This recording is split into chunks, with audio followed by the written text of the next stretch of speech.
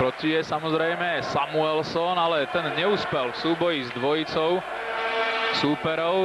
A tu je osamotený hráč číslo 17, Sergej Varlamov, neskutočne skúsený.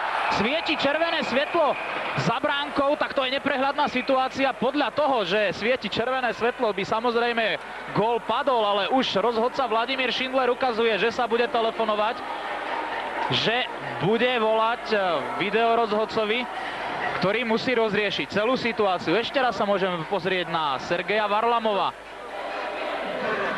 a jeho blafák, ktorý ale podľa týchto obrázkov zrejme predsa len neprešiel za bránkovú čiaru, hoci sa o to Varlamov snažil zo všetkých síl, ale samozrejme budeme čakať na verdikt videorozhodcu. Každopádne mala Ukrajina obrovskú šancu v 49.